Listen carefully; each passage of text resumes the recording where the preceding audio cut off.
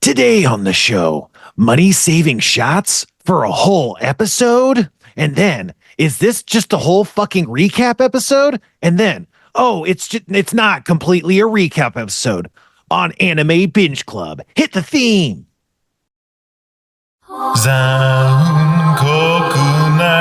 Everybody, and welcome back to Anime Binge Club, the only podcast where Spencer forces people to watch anime, forces people to listen to him talk about anime, and forces people to listen to him sing. I'm your host, Spencer Crittenden, and joined by me, as always, is Kevin motherfucking Day. What's up, Kevin? You know, I was just realizing, since we're, behind the scenes, we're pre-recording this, we didn't have to sit through that entire song, but I'm so invested in that song as soon as I start to hear it play that I just had to let it finish anyway. Like, we could have hit stop, but I just could have inserted this in. But I love your take on this so much that I was looking forward to hearing it. I was thinking that while we were listening to it. I was like, I do like this version. I like the original. I like this version of the song. I had a similar thought. I'm glad you brought that up because I was going to just I had the idea of talking over the song, being like, we don't actually have to play this, right? Like you could just cut it in later. And then, sometimes we have this audio issue where I come in way under the audio. So I was like, that probably won't work. But I'm still thinking it, so I'm glad you actually made it happen. But let's get past. I almost hit stop, but I almost hit stop. But I'm like, no, we got to let this go.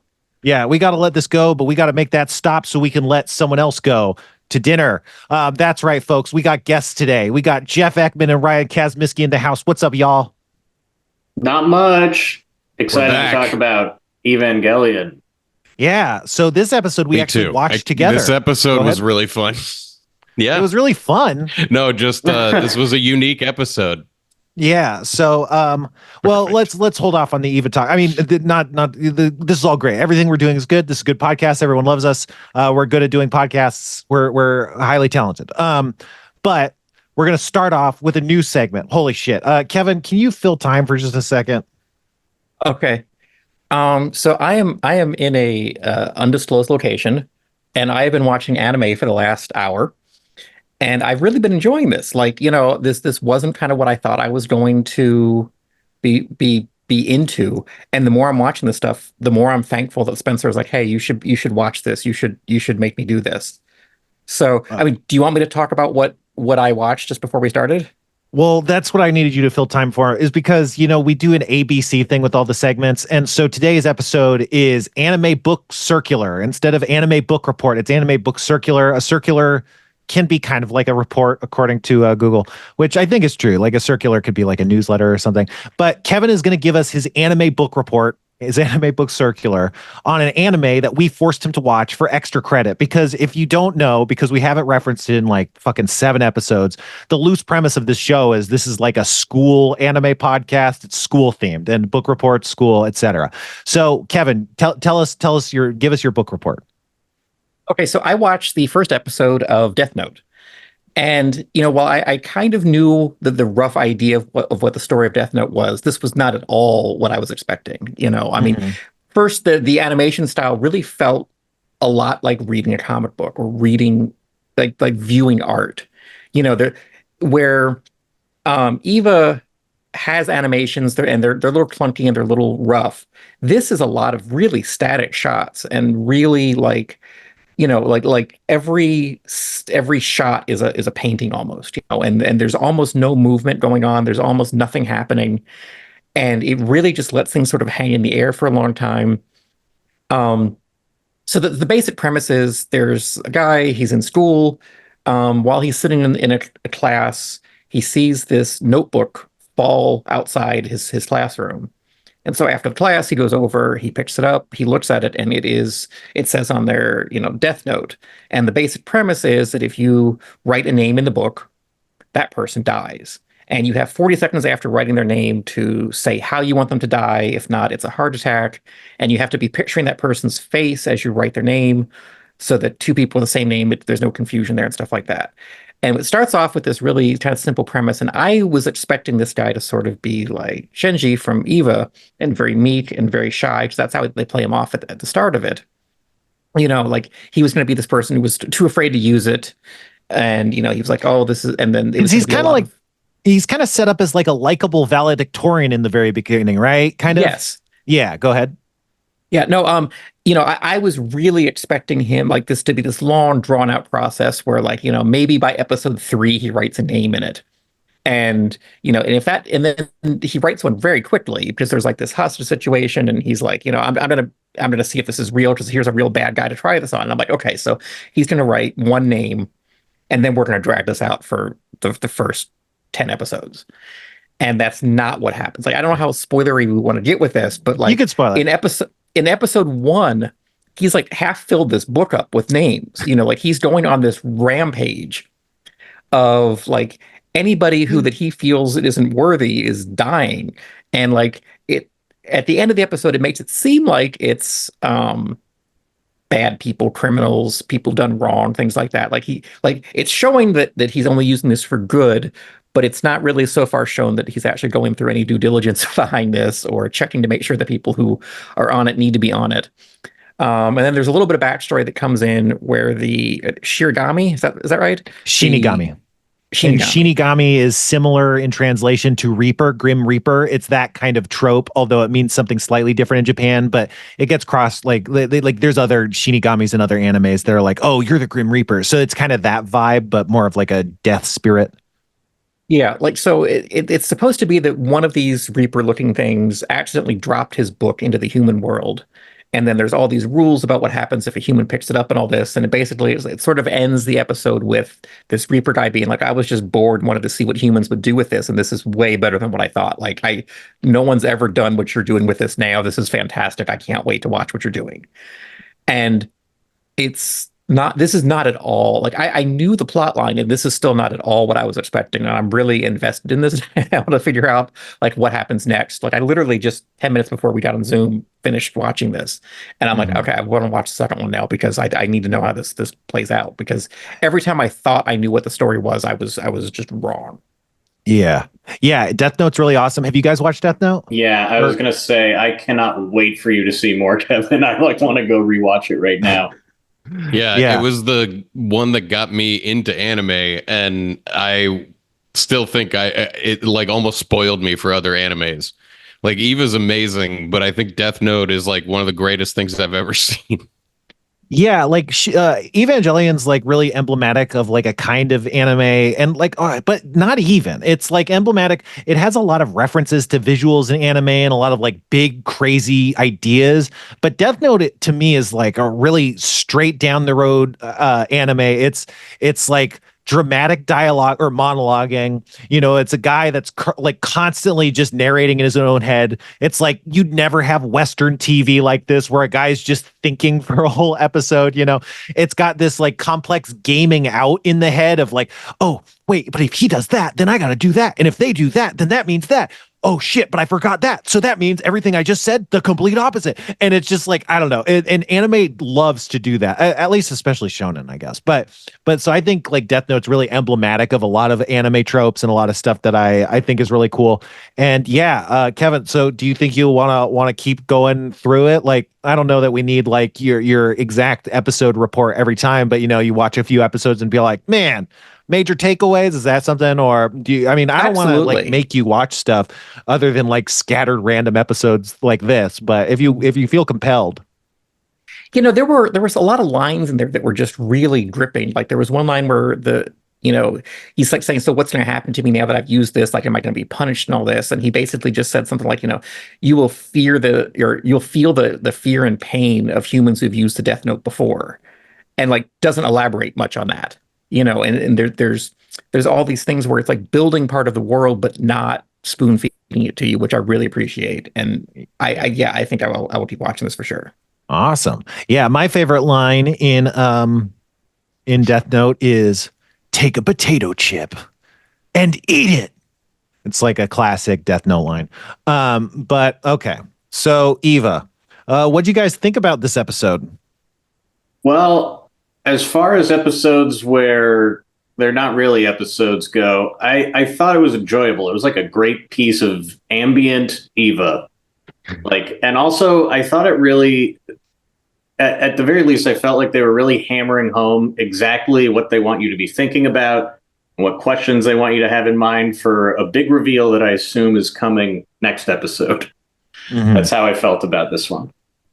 Yeah, Jeff? I thought it was an awesome way to do a clip show where usually a clip show has like traditionally a format to it where it's like, oh, Star Trek did one where Riker is like on a medical bed and he's going through some kind of problem, and it's like, oh, you have to stimulate his memories in order to save him. And so like you kind of like go into each memory individually.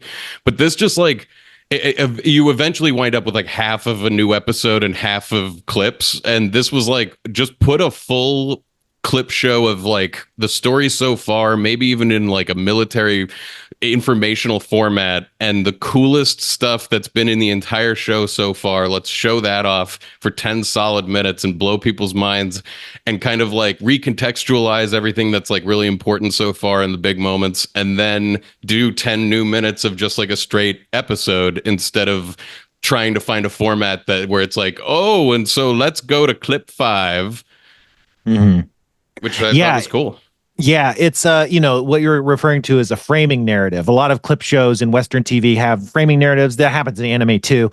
Although in anime, it's usually more explicit. Anime is interesting because I think they lean a lot more heavily on voice acting just as like a way to build it. And they do voice acting differently. They actually tend to record it live. They get everybody in the same room, and they have mics going live, multiple mics that are isolated, and people will walk up and take their place, say their lines, and step back, and so there's like 3 different mics, so like people will kind of come in waves and go, so they're not like constantly shuffling past each other, but like it'll all happen together. And so like a lot of times I think they do the voice acting first or on sketches and stuff, and then they kind of do the final animation around that. And so stuff like this, it's just very heavily we're leaning on the voice acting and stuff. And like you said, yeah, it's more like a military situation report or something is kind of the only framing there really is. But even that's like barely, but it's kind of like, you have these titles that kind of frame it in a more like objective manner. What about you, Kevin? So like, if this had been the first episode of Eva that I watched, I would have been like, yeah, this is exactly what I thought this show was going to be like. It's just total chaos. Like nothing's being explained, but now that I've watched all this, like, yeah, it was a clip show. I liked it, but it did a clip show in a way that added more questions than I think it answered. Mm-hmm. And that was a really good way of doing a clip show. Like I think kind of a recurring theme we keep saying is that like, hey, they're saving money here. They don't have the money to do this. They don't have the money to do this. And that's exactly what this episode felt like. But it was interesting to show which pieces that they decided to recap from the past episodes and how significant those seem now when those things did not seem significant then at all. So yeah. I liked that part of it for sure. Yeah, it sucks out a lot of the comedy and the slice of life elements, and it just gives you like the hard action, the stuff that they spent a lot of money on. And it's interesting, even in the non-clip show parts, it starts with kind of Ray tripping out, for lack of a better term, and like a lot of those shots are reused shots from like Shinji's episode 4, I think. And then then we go to Gendo in that like the room where he's talking to Sela, and that is. Those shots are also, they might have been a little bit changed, but those shots are like, we saw those way back in episode 1. But you don't necessarily clock them as reused animation, but it is. And I was just thinking just now while you guys were talking, I was like, even the Eva Unit 0, when it's punching the wall and stuff, I bet some of that is like drawn over of old frames even. Like, and so like, I think like even the new stuff is more recycled than it might seem, even though it's like presented as, oh, this is new, this isn't clip show, so that it was even a moment like that was a moment that happened in an earlier episode, like where like we were getting to see a little bit of the part there where there was a blackout after episode 1 where Shinji grabbed his head, and I think some of the same animation of like the Eva grabbing its head and being like, oh god, as it's starting to move was like the exact same, but recontextualized because it's like something that happened before is happening again. So it makes sense that it would have like the same look. Yeah. No, it's interesting. Oh, go ahead, Brian. Oh, I was just going to say, yeah, I agree with what Kevin said. It felt like a really nuanced clip episode. Like I even felt like it was from the point of view of Masato. And I don't know exactly why I felt this, but it was almost like you were flipping through like just the military records you have access to. And it's like this really incomplete picture. And it's suggesting to you that you should be trying to figure out something that you don't know. Yeah. But I also wanted to say I like the new stuff that it touched on, which was the sort of cross identity stuff that's going on, where by getting in the Eva, it seems that like that has a consciousness that you're like interacting with, that you're like losing sense of yourself, and the episode like depicted it in a super effective way for me. Even if like not a lot of plot happened, I felt like it had a lot of really great just emotional moments of like the kids losing themselves in the Eva and then feeling each other's identities because they were in each other's Evas. Yeah, no, for sure. And I feel like I already mentioned this, but like this is just a thing in anime. I think anime's under really tight deadlines. They kind of exploit their artists like hardcore. Manga does too. And so like sometimes it's like, well, we need an episode to put out and we just don't have it. And so usually it's like, I don't know if they're built into the schedule, but usually these just kind of happen. And they're sometimes framed with some voiceover and stuff, if anything, but a lot of times they just have nothing new. And like, they're almost always skippable. Like when I see one, I will usually just thumb through it or like scroll through it to make sure it's not completely an empty episode, but otherwise I just miss it. Like, I'm sure there's been times I've watched this series and I've just completely skimmed through this whole thing and didn't even watch the new stuff. Just missing it. But yeah, I agree that it's like a really interesting, better way to do it than I'm normally used to seeing in anime. But yeah, so like you said, I think Masato is like the narrator, who's like saying the things that get said. And if we didn't see that in the dub, because when we were watching it together, Kevin, we watched it together, not you. You're elsewhere, but we watch the dubs. I always watch the subs. But in the dubs, it might be different. But in the subs, it's like Masato's voice reading it out. So you could definitely believe this is like her writing up her reports and they're heavily censored, or something. And that's why there's so much missing information. But I don't know. But one thing that leapt out to me is they say there's no official acknowledgement of casualties when like the third angel attacks. And that was just interesting to me because, again, it's just they're denying like tons of people are probably dying and they're like, nope, that didn't happen. And it's in like one of the only cities that still exists, the Tokyo 3. Yeah, but we watched the dub, and in the dub, I don't remember the guy's name. He's the dumb guy. He's voiced by Johnny Bosch Young, who's like a crazy prolific voice actor. He does so many voices. I want to say he voices Light in the dub of Death Note, but he does everything. You hear his voice everywhere. He's Vash the Stampede. He's everybody. And so I love Johnny Bosch Young. I don't like him voice acting that character. Like, it makes him sound so much smarter and cooler and not just like this dumb jock guy. And yeah, watching this guy episode with you guys, I was like, I fucking hate the dub. And then especially I rewatched the sub and I was like, I fucking love like the Japanese voice actors, especially when they're going to talk to Sela. Like the voice actors sound so cool and like Japanese and weird. Like you have like the Japanese weasel guy and the Japanese doofus guy and the Japanese like, oh, I don't know, kind of guy. There's just all these different vibes. But so here's my notes on the recap. There's Angel 3. The third angel is the guy. The fourth angel is like that planaria, like that flatworm with the what do you call it? The whips. Angel 5 is the D8. It sings, it shoots a laser. Angel 6 is the underwater fish that Asuka beats up. Angel 7 is the one that splits and they have to beat it with the power of kicks. Angel 8 is in the lava. Angel 9 is that water strider bug that like spits acid. Then Angel 10 is the satellite. And they don't actually show Angel 11. And I guess it's probably because it's not good animation. It's a bunch of reused like shitty animation, so they don't use it. Although when Gendo's talking to Sela, like they mention it, so they talk about it, and so maybe it's all honestly his report to Sela is like the beginning of the episode, is he's like filling them in or something. Could be the framing device, but it's not super explained. Do you guys have any favorite angels from those angels?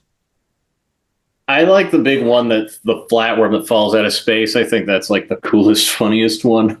Yeah, that's one of my favorites for sure. It's like the most bizarre and like, what the fuck is going on?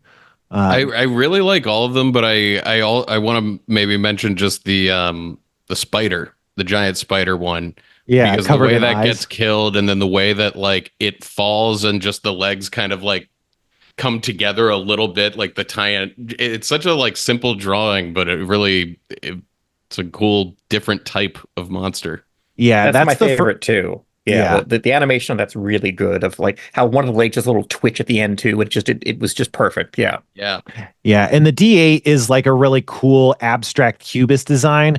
But that's the eighth angel is the one you guys are talking about, and that's the first one where you're like, man, what the fuck? Because the rest of them are like monster, giant shape monster, and then it's like, wait, what? It's crying. It's studded with eyes that look very bizarre, you know.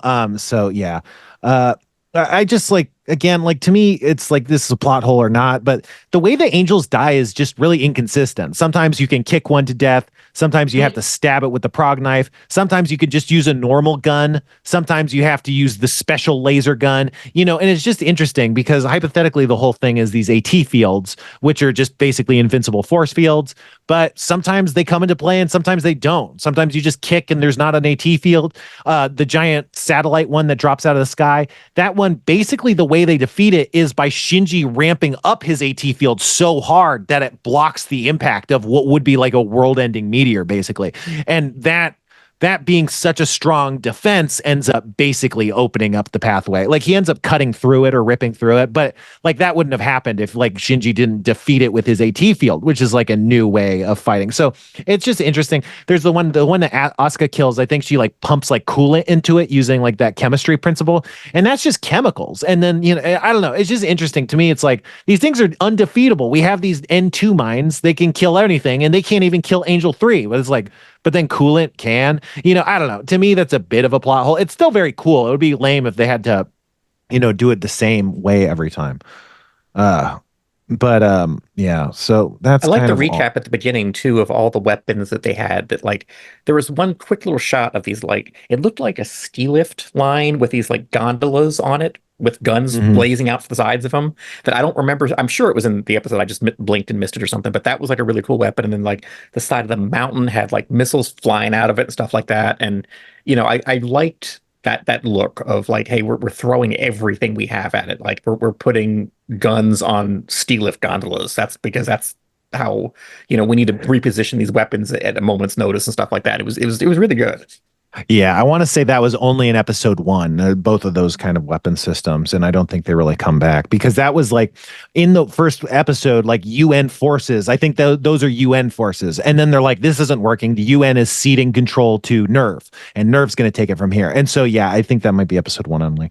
But any thoughts, you guys, before I move on? There's not a lot of thoughts to have. Guess not. Okay. No, I just sorry. My cat was attacking me.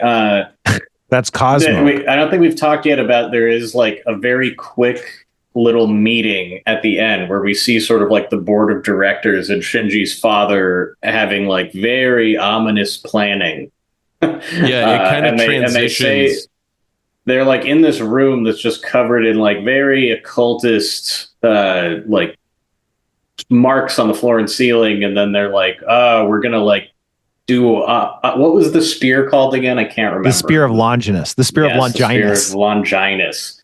But that so that was kind of like another new thing that happened, and at the very end they were like, you know, it felt to me like promising like big reveals of like what's really going on.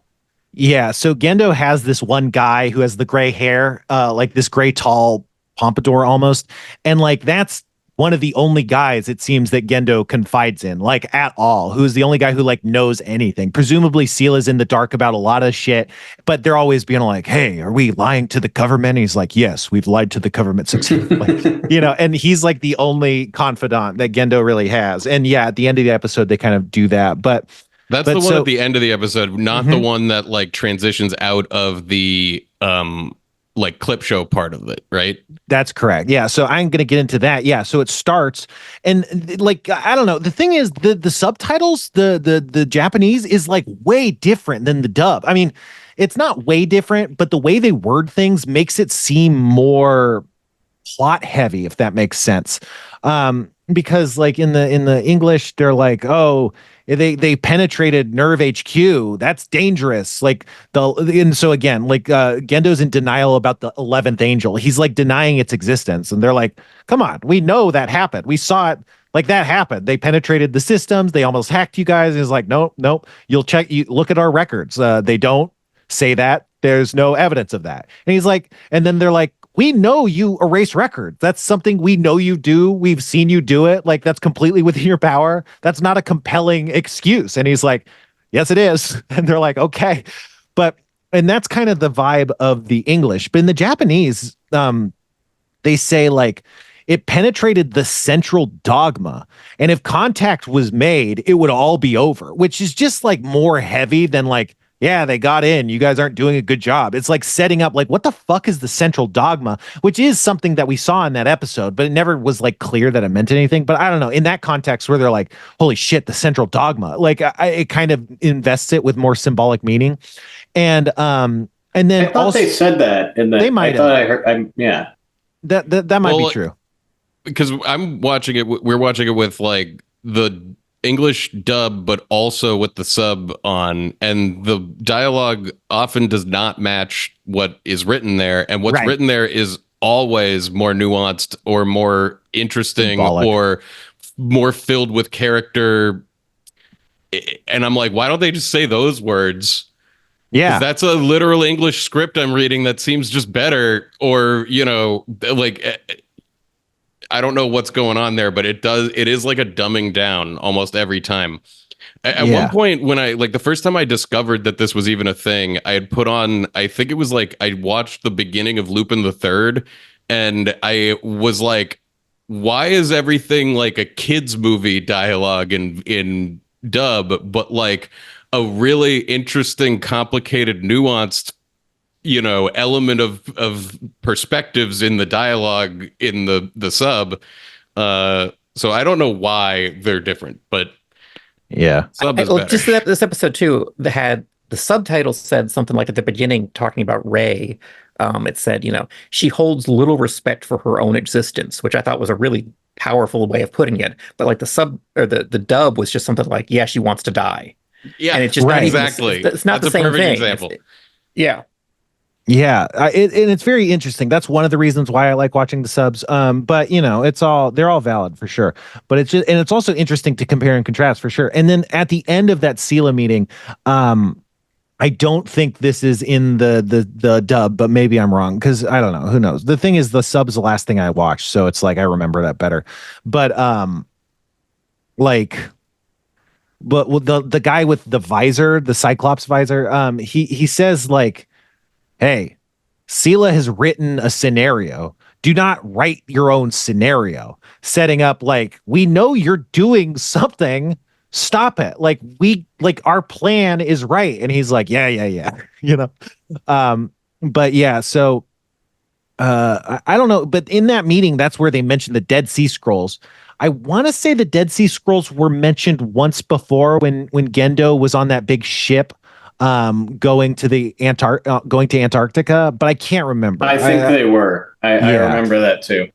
Right. Yeah. And like everything's symbolic. So it's not clear if the Dead Sea Scrolls are the literal Dead Sea Scrolls. I think it's a reasonable belief that they actually are, but they could just be something else. I haven't actually looked that up. And then we go into Rey kind of reassociating, she's saying like, oh, the mountains, the sky, flowers, I don't want flowers, etc. And then there's another thing in terms of the difference between the sub and the dub. I'm pretty sure in the sub she says a woman who does not bleed, which she doesn't say in the dub. She also says the smell of blood. Like she mentions blood in the dub, but I don't think she mentions the smell of blood. And in the early episodes, Shinji mentions when he gets into the plug and there's that liquid that you breathe, he mentions that smells like blood too. So it's like maybe it's a reference to her being in the plug, smelling that smell of the stuff.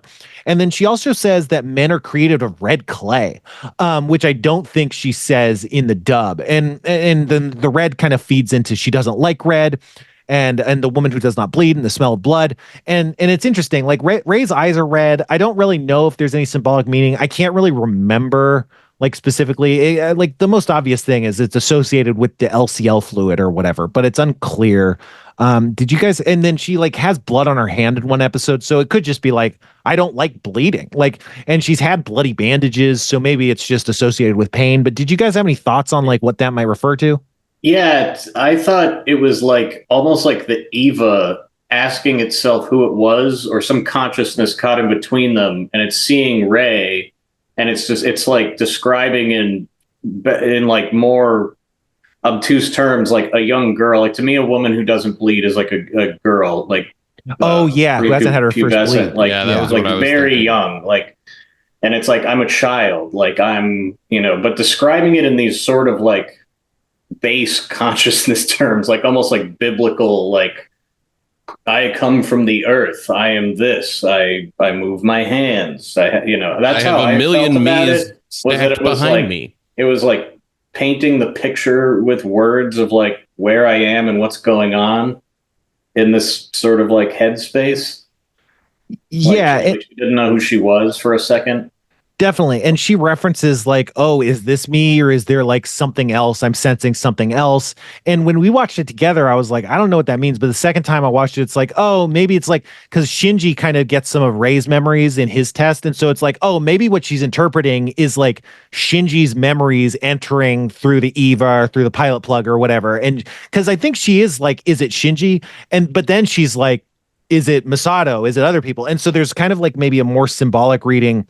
This is more just like philosophical. I don't think like it's set up, but it's like part of Rei's thing is she doesn't connect to people.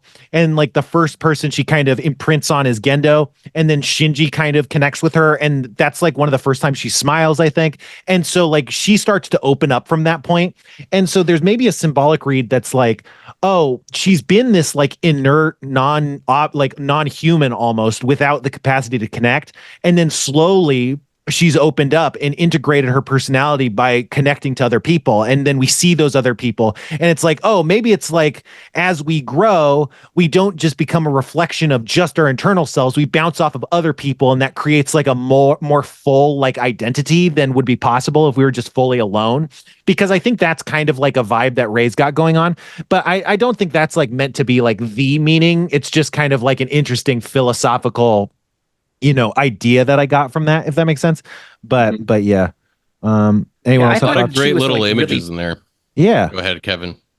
Yeah. No, like I thought she was like definitely channeling some other consciousness during that. Like some of those were her words, some of that was something else. Because like there's one point in the dub, but not in the sub, where like she can't remember Ashta's name. Mm-hmm. She's like, and the third pilot did like this, like, which made me think, there's no way Rei's not going to remember that, But so that made me think this was like maybe the Eva talking through her or something else, not being her literally talking at that point. Yeah, that makes a lot of sense. Go ahead. Oh, they all felt to me like depersonalized, like memories. Like she was now not herself observing memories she's had. But then I also think that it was another consciousness. Like I felt that it was like by using the Eva, they're imprinting their consciousness onto it, and that remains like alive. And so she now is getting like Shinji, like in her mind somehow, just like Shinji when he went in, he started getting her, and he like flipped out, or the Eva flipped out. I was very confused about that, but we'll get there. Yeah, it's super confusing. Go ahead. No, that's all. I agree with what Kevin was saying. I wanted to say, in the middle of that whole sequence, there was an image of her and a million versions of her stacked behind her. And that's actually the image that the show uses on the poster, on, at least for Netflix, most of the time it shows me that. And I thought it was interesting that it's in an episode that like you often skip maybe when you're going through, that it's like such an important image for the show in a way, but it's also in this like half episode. Yeah, for sure. And I don't know, like the thing is there's like video games, and they like Ava had an anime, or it had a manga after the anime. And so usually what happens is the manga comes out, anime comes out and cleans up some of the ideas. They get more fleshed out, usually because like the thing's already done. It kind of happens in a reverse order. So there's stuff in the manga that doesn't actually happen in the anime. And so I don't know what's like subtext in the series versus what's actual textual, or what's subtext in the series and it becomes textual in some of these additional materials.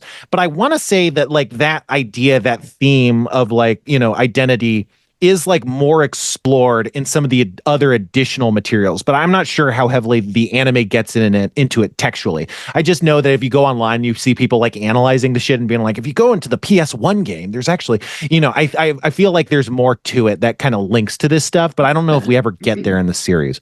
But yeah, so go ahead.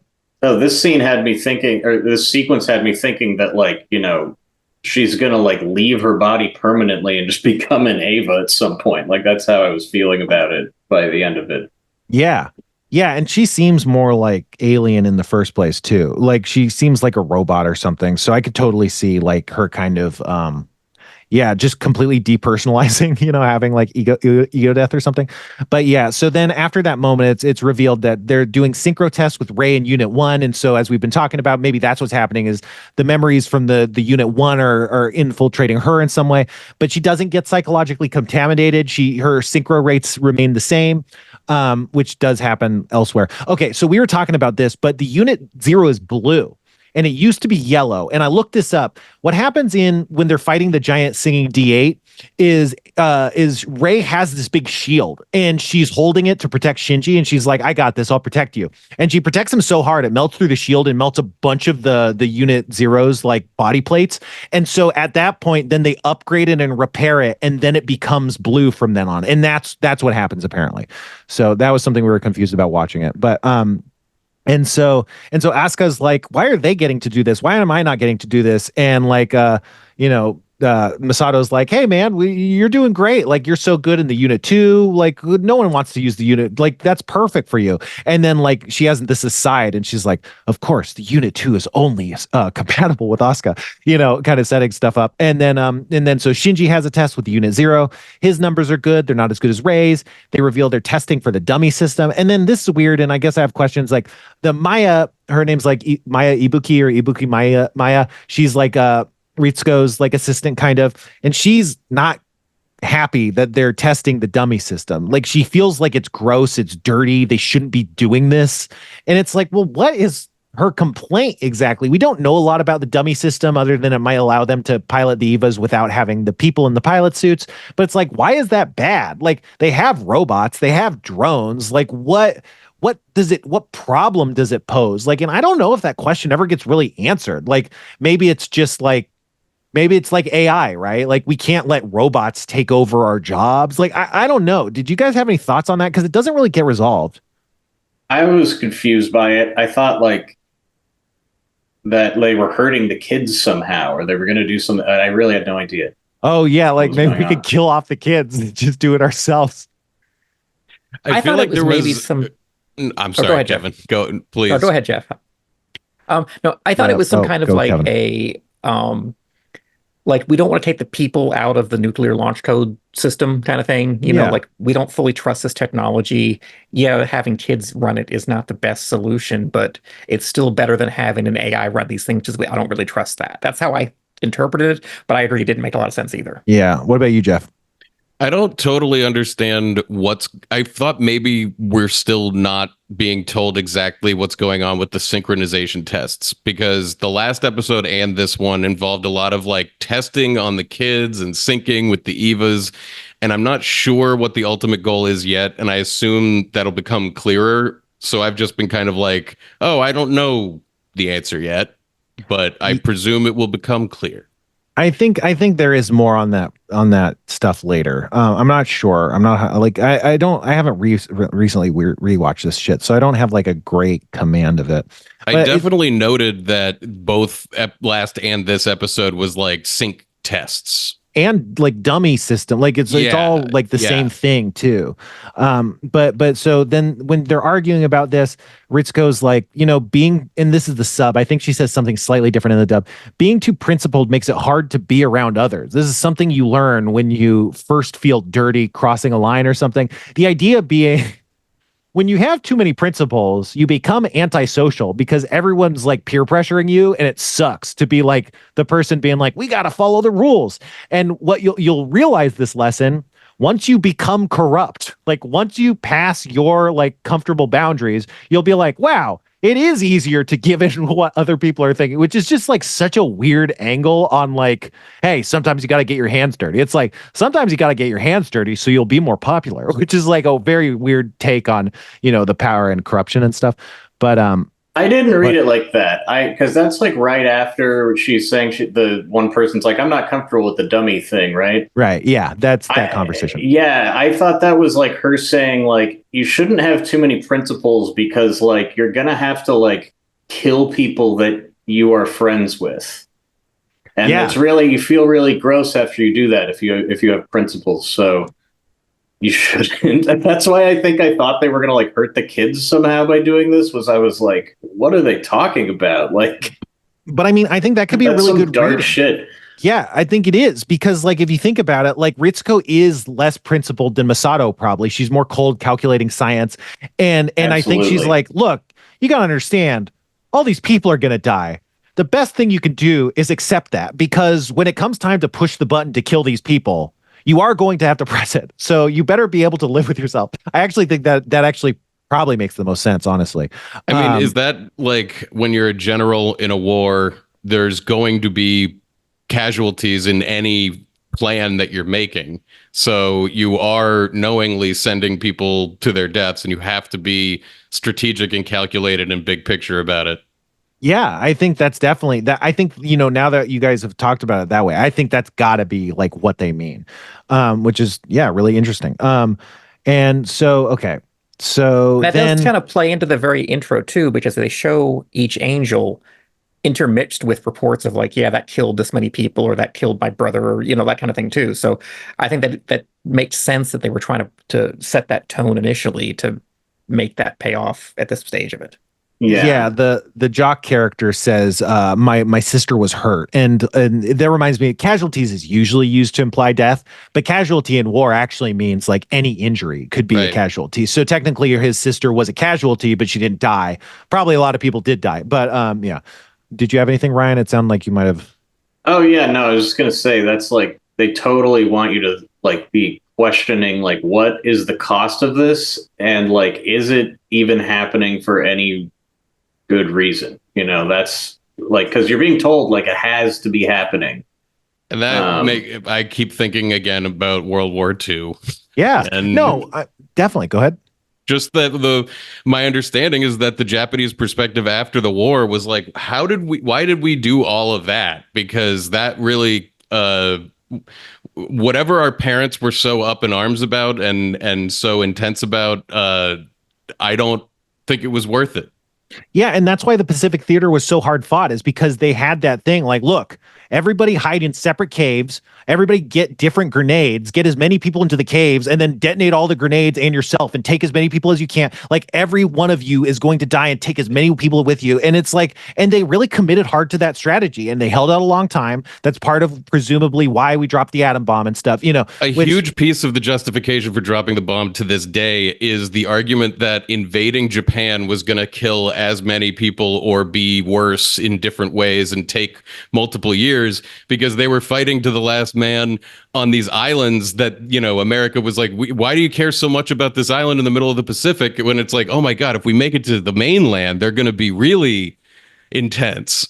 And so a lot of Americans were like, who fought in the Pacific, I think it's still hold on to that reasoning for why they feel justified with the. Yeah, I mean, I think for the Western forces, it was really demoralizing to be like, man, these people are like, this is rough. Like, it's like, we're just trying to fight a war and all these people are being all crazy, not to be too light. But yeah, it's very intense, hardcore history with Dan Carlin. Yeah. But yeah. Supernova in the East. Yeah. Really good series. Let's see. So, okay. So now, and then Asuka starts like bothering Shinji. She's kind of trolling Shinji. And if you're an adherent of the book Adult Children of Emotionally Immature Parents, she is doing what's called externalizing, where she's blaming reality. She's like, no fair, I'm not getting to test. And it's like, it's not about you. Why are you saying no fair? Like, this just has nothing to do with you. It's not reflecting on you as a bad person. And she's kind of like, she's kind of like trolling and having a thing. Anyway, so Shinji goes through the same basic steps that that like Ray goes through where he starts to get like Ray's memories.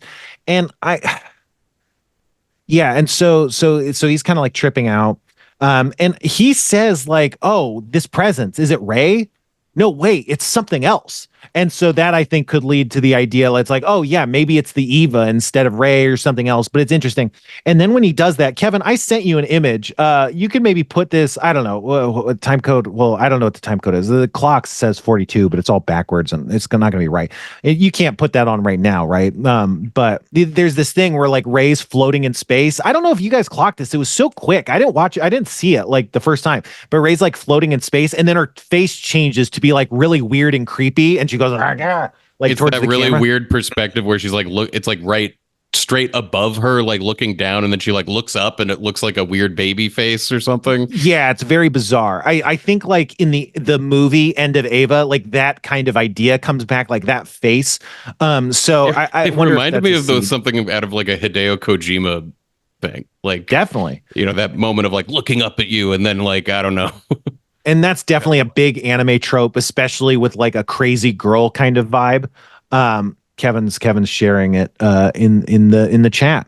It's like a very, very unsettling image. It's very quick. Mm-hmm. So then Shinji starts having a breakdown. They go like, this is psychological contamination. It's not clear what that means, but it's almost like, oh, was Rei getting psychological contamination? She just wasn't like messed up over it. She just had more of a capacity to like stay stable, but Shinji doesn't.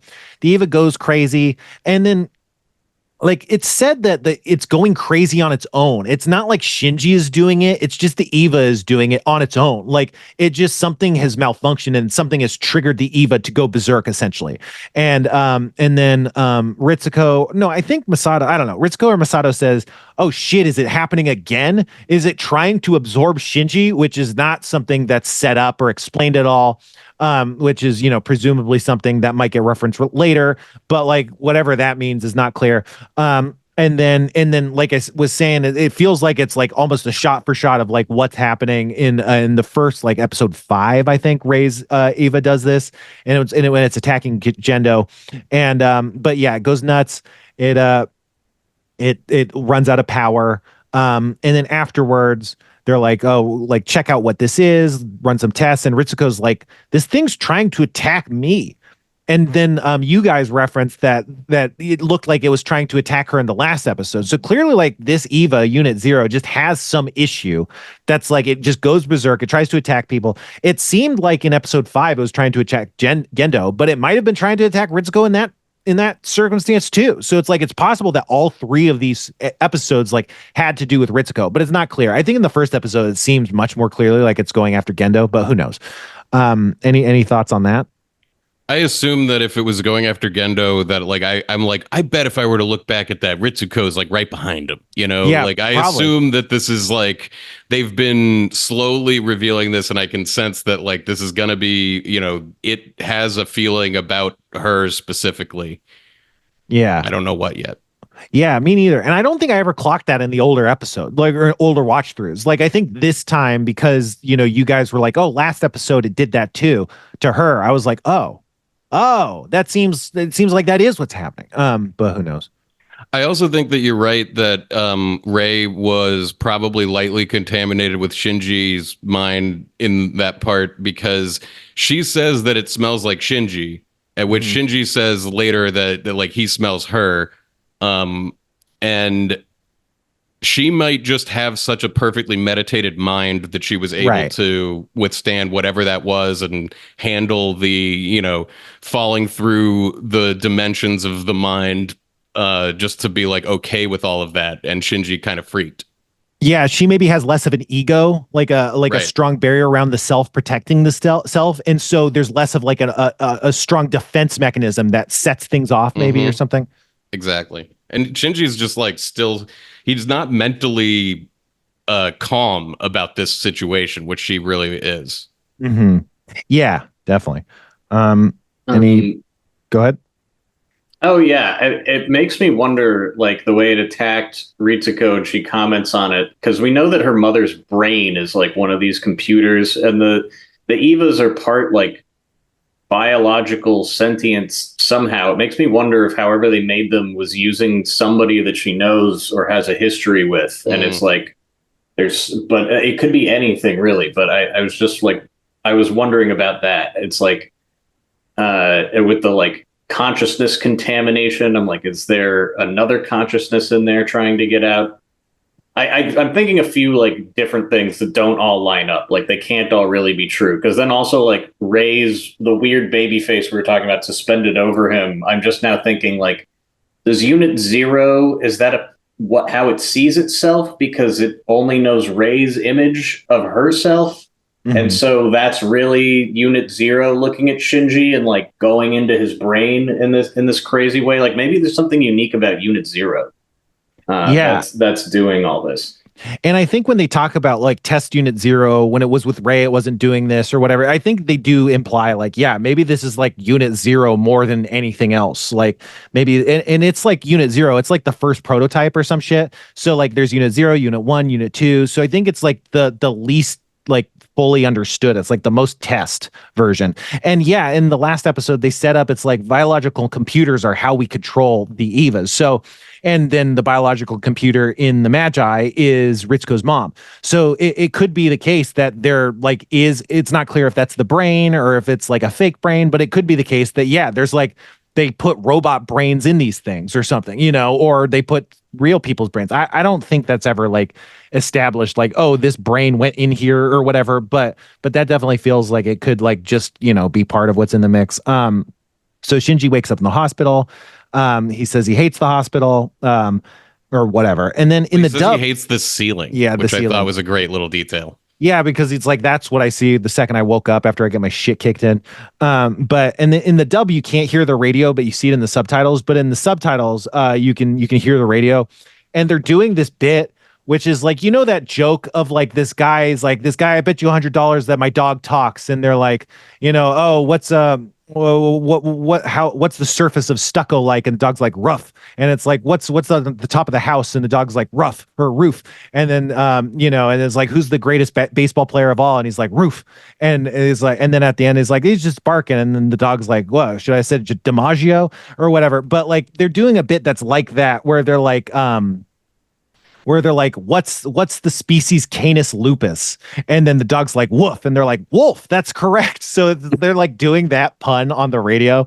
And then on Asuka's radio, they're talking about a terrorist attack, which is maybe like them covering up like an angel attack sort of situation. It's not clear, but that's kind of what's on the radio.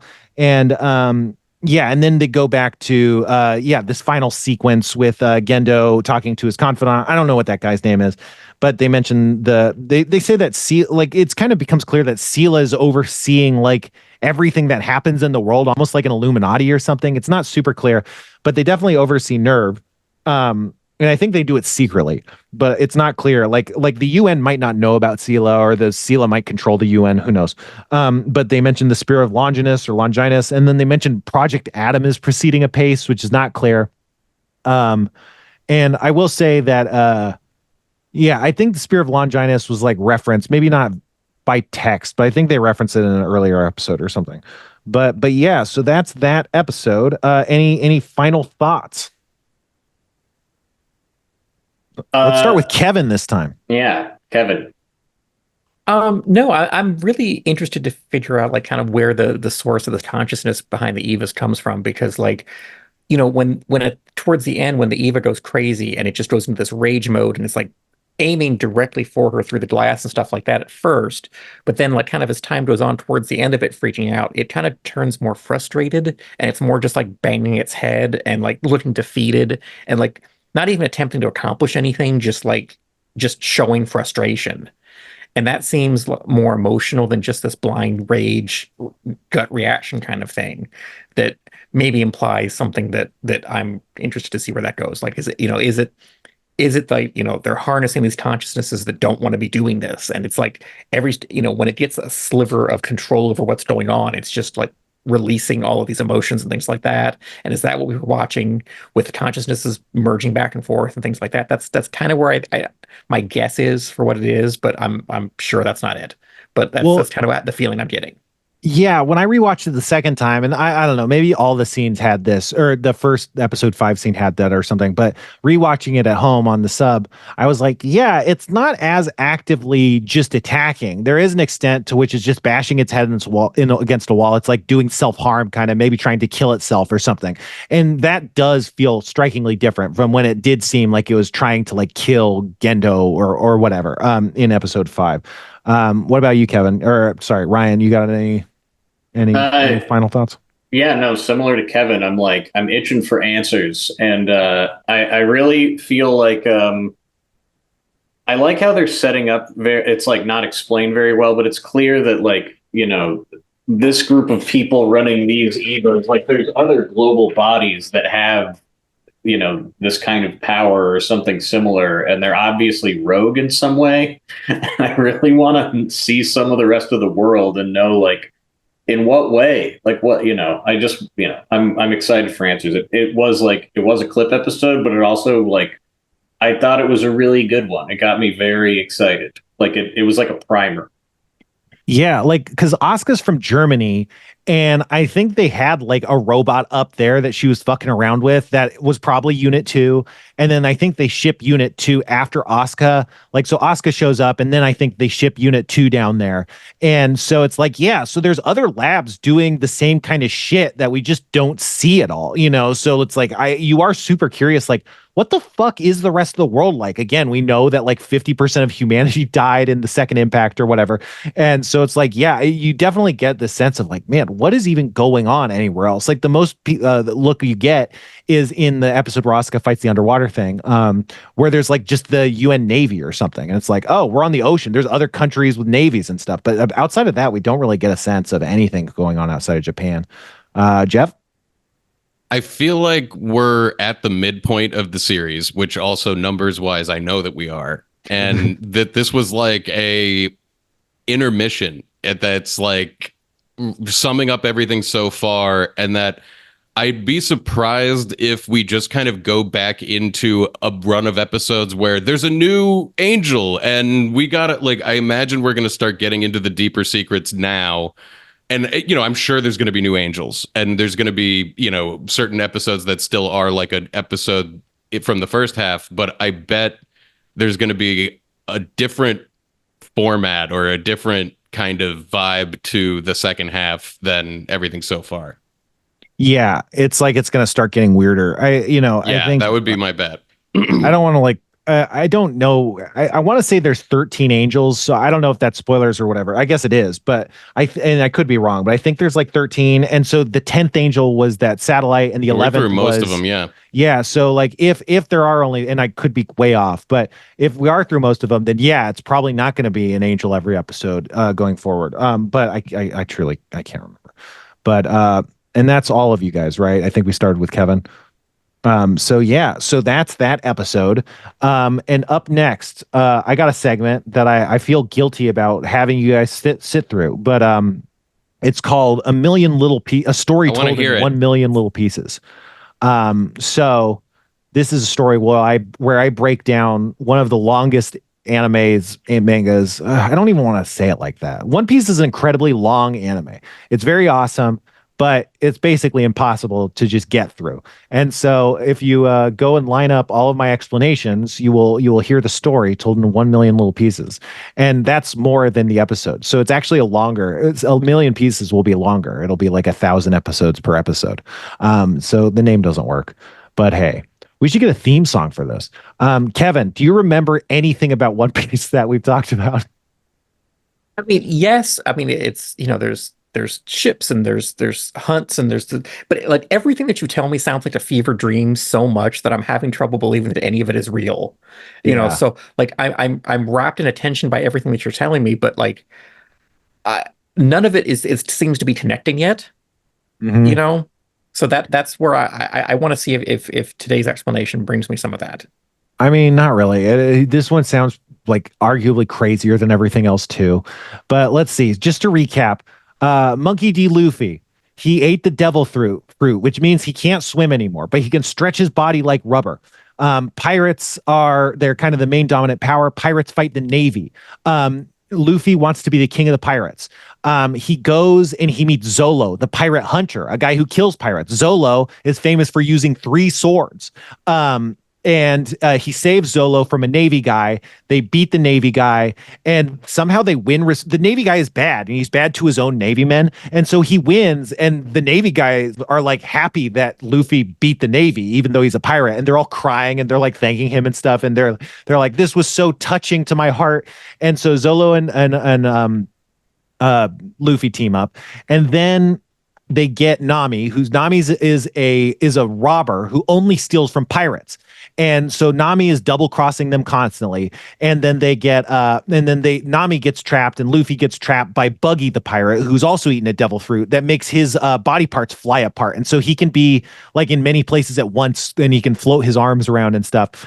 And they beat him, and Nami joins the team. And then they go to a different town where they meet Usopp, who's a liar, and he lies and pretends he's a pirate, but he's not a real pirate. And he keeps saying, the pirates are coming, boy who's cried wolf situation. And then the pirates do come, and Usopp's trying to warn the village, but they're like, yeah, you're lying. And then the pirates do come, and they start killing. I don't think they kill everybody because he successfully like abandons the town or something. And so then Luffy and Usopp clean up the pirates, and they finally beat it. And then Usopp's like, yeah, I was lying. There were no pirates. And they're like, we know you this is all you do is lie that there's pirates. And so Usopp's finally like, okay, my dad wanted me to like my dad said you should be brave. I'm going to finally be brave. I'm going to join a pirate crew and finally prove that I'm like a brave person instead of like a cowardly liar. And that's where we left off. And so now we got Nami, we got Usopp, we got Zolo, we got Luffy. That's the crew. And Nami's a navigator also. And Usopp's, I guess, a sniper, although I don't think he's really sniped at this point, but that's kind of his role on the team. So anyway, in this arc, the first thing that happens is 2 pirate hunters show up to hunt these pirates, our new pirate friends. But they immediately get their shit rocked. And then in getting their shit rocked, they're like, oh, you guys are actually kind of cool. We were wrong about you guys. Let's be friends. And so they make friends with these 2 pirate hunters. Then they go to a floating restaurant ship. It's like this giant ship that's like this amazing 5-star restaurant. And they're really hungry. They don't have any money. And so the assistant chef, whose name is Sanji, shows up. And, they have this thing where they like don't help people if they don't have money. And I don't think they help pirates necessarily. I can't remember. Like it's not super clear.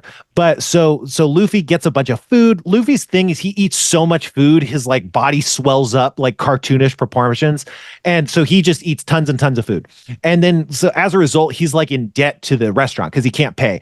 And so the head chef is like, that's fine. You'll just have to work for me for a year to like work off your debt. And then Luffy's like, what the fuck? And so then there's this customer who I think he's maybe associated with the Navy. It's not super clear. His name's like Full Body or something. He does this thing. I think it's a trick. He like lies. He puts a fly in the soup so he doesn't have to pay for his meal. And he's like, there's a fly in my soup. And so Sanji, the assistant chef, is like, I'm calling your bluff. And he beats the shit out of this guy, which is not okay because he's a paying customer. You can't just beat up paying customers, And so that creates this big fracas on the ship. And so the head chef, so Sanji's the assistant chef. The head chef, whose name is like Red Shoes Zeph or something, Chef Zeph, beats the shit out of Sanji for not showing proper hospitality to the guests. And then so Sanji's all beat up. He goes and sulks. And then like this other pirate shows up and he's starving. He can't pay. And so this other guy beats the shit out of the pirate because he can't pay. And that pirate's name is Geen. And he gets beat up because he can't pay. And so then we learn that Sanji's got a softer side. He always thinks we should feed everybody, regardless of whether or not they can pay. So that puts him at a philosophical difference with the pirate ship. So Sanji feeds him free food, which pisses everyone on the crew off, but they don't really do anything about it. And then Sanji is also revealed to be a womanizer. He's like going nuts over Nami and being like giving her free food to kind of hit on her a little bit. Then this pirate, Don Krieg, shows up. He's like this terrifying pirate with a crazy reputation. He was sailing off to the Grand Line, but he shows up. His ship's like completely fucked. I think he had like 50 ships in his armada, and all of the ships were wrecked except one of them, which is completely destroyed. They've all been like listless, like shipwreck or like floating around without any food for ages. And he's like, please, feed me. I have money. I'll pay you, please. I won't. And then they're like, no, you're a pirate. That's like, we don't feed pirates. You're a piece of shit. And Sanji's like, no, I have my own code. I will feed you, Don Krieg. And Don Krieg's like, yeah, I'll repay you. I swear I will never forget this kindness. And so he pays him. And like the second, or he feeds him. And the second he gets fed, Don Krieg gets like his strength back from the food, because in this world, and this happens a lot, food is basically like spinach for Popeye, and eating food within seconds restores you to like full strength.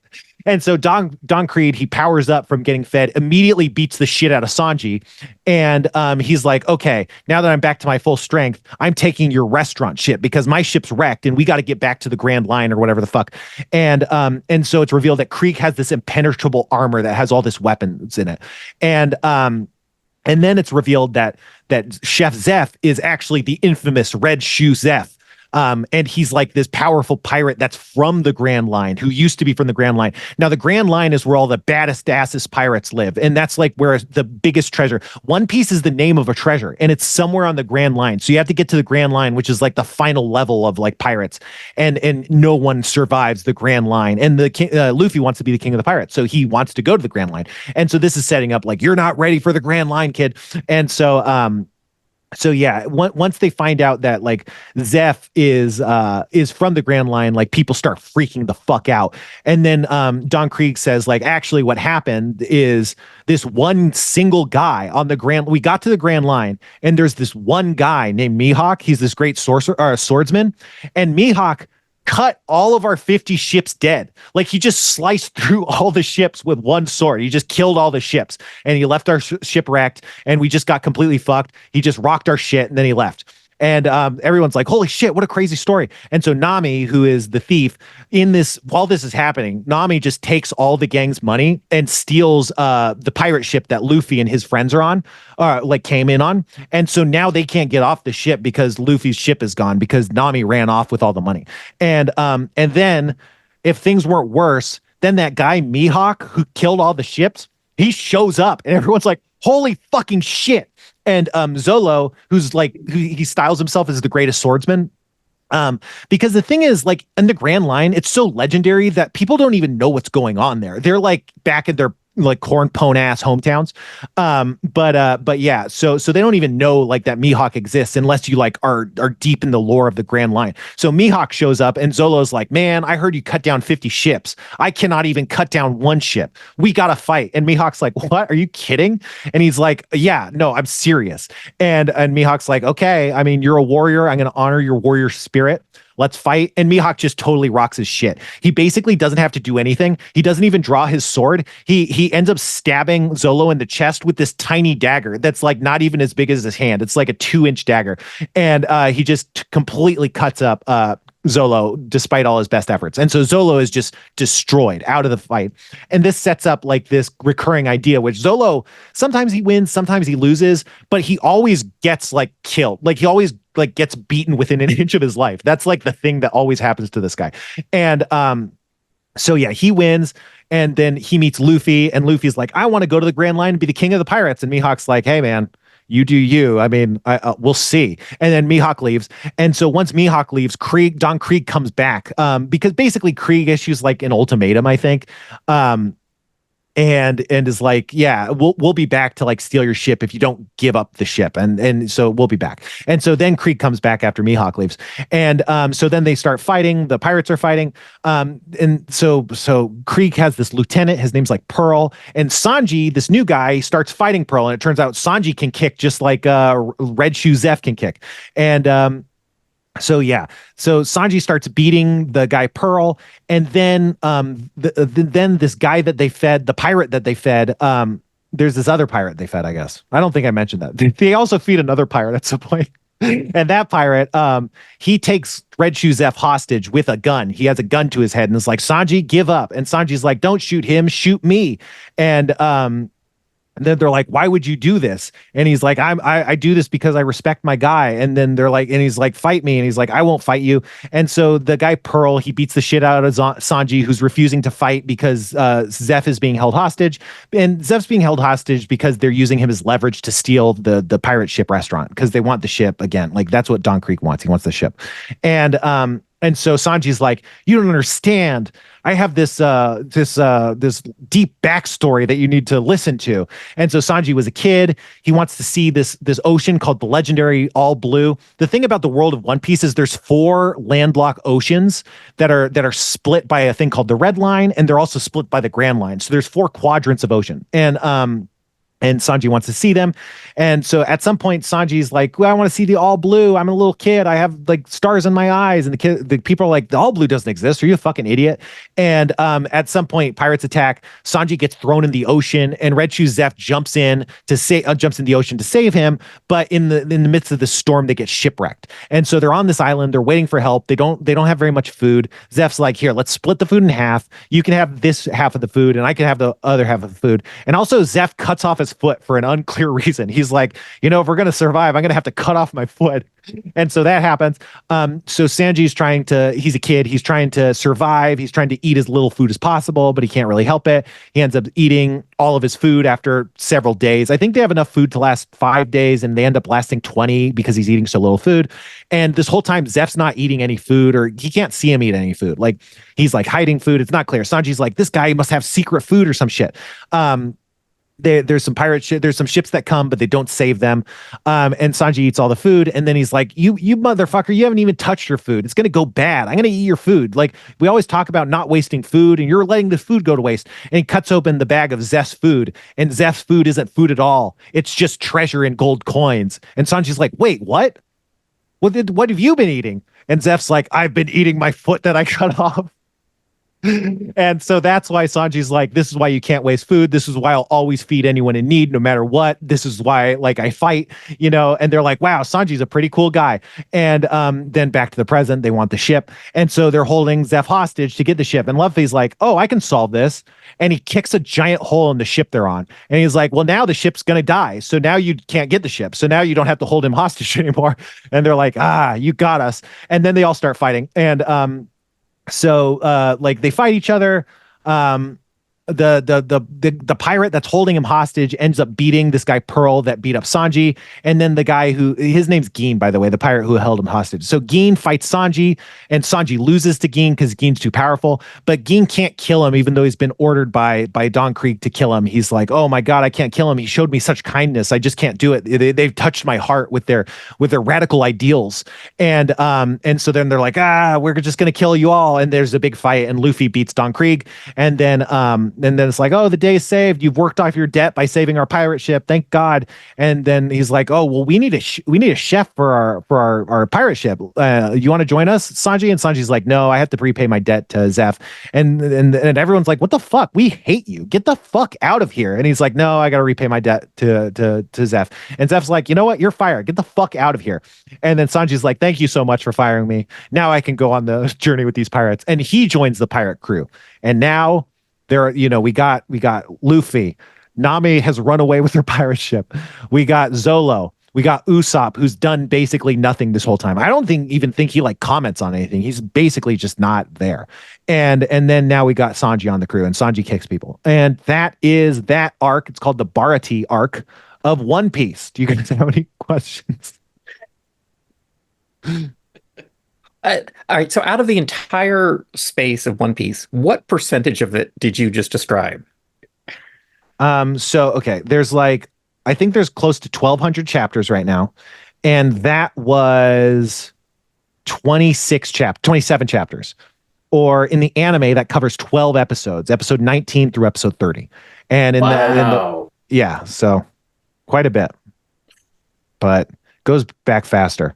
And that is all real, other than the parts I got wrong. All of this is real. One Piece, and again, like One Piece is about dueling ideologies. So Luffy has this ideology that's like, I don't get why everyone's so mad. And people are like, you don't understand. I have a tragic backstory. And he's like, yeah, well, I still kicked your ass. And they're like, you're right. We got to just be like you and party and chill and eat a lot of food. And he's like, that's what I've been saying. And so like everywhere Luffy goes around, he beats someone's ass and they're like, you don't understand. He's like, yeah, I do. Chill and party with me. And they're like, you're right. And so, yeah, that's kind of like the philosophical vibe of One Piece. And Luffy's got a good heart. He's trying to save people. Anyway, any last words? I didn't realize that the ocean was 4 landlocked oceans. That's really cool. That actually really compels me to want to go check it out.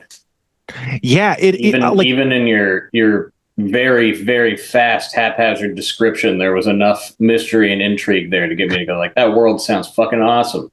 Yeah, to me, like the world building is like one of the most compelling things about it. It's like there's deep mystery that doesn't get explained. But yeah, like the Grand Line is this current of ocean that's super dangerous because like it obeys impossible laws.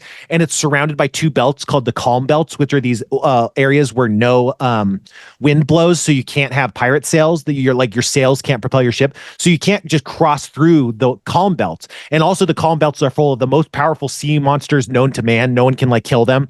And so you can't like cheat your way onto the Grand Line, even though it's just ocean. And so the only way to do it is to go to this one part on the Red Line, which if the Grand Line goes like the equator, then the Red Line goes the other direction, like the Prime Meridian. And the Red Line is this giant wall of rock. And so then the only way to get on the Grand Line is go to like this one part of the Red Line. And then you go up this crazy waterfall and down this crazy waterfall that'll destroy your ship if you don't have like a crazy ass ship.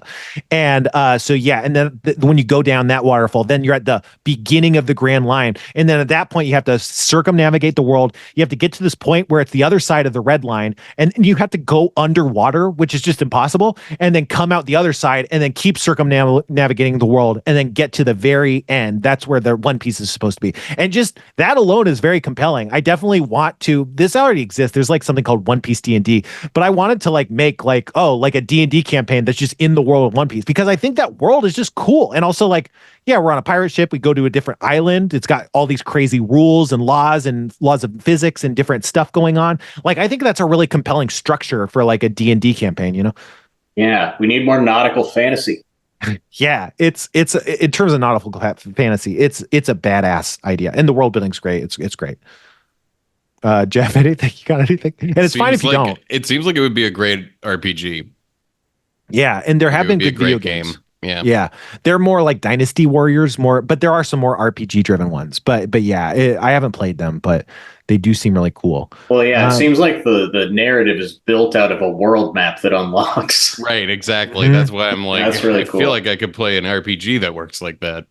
Yeah, I played like there's a GBA RPG that kind of had top-down Final Fantasy Tactics style combat a little bit. It was a pretty cool game. It was like really interestingly designed. I would love somebody who doesn't play video games to hear that sentence and try to make sense of it, because it's like a bunch of acronyms and then like references to like not totally common games.